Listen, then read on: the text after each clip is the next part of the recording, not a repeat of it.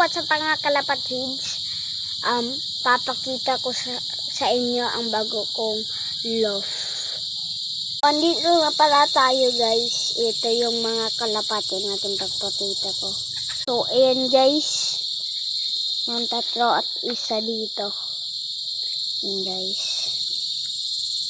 At ito naman ako. Pugi-pugi lang. At papakita ko sa inyo mamaya ang singsing ng kalapati ko guys. So, ito nga yung patukaan natin. Pakita ko sa inyo. So, yan, patukaan natin. So, concentrate po pala yung ginagamit natin pang dito, patuka. So, sa sunod-sunod, pag kami, guys, pag nagka-pera ng malaki, mga 1K lang, isang sakong patuka ang bibilhin ko, guys. At, 4 kilong, breeder mix.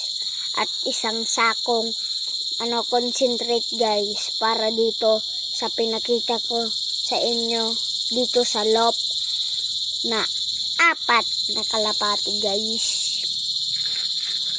So guys, at yung mga tagal natin hindi naka-vlog guys kasi busy lang dito, boring kasi ngayon na ako nakapag-vlog hapon kasi pumunta po kami kasi sa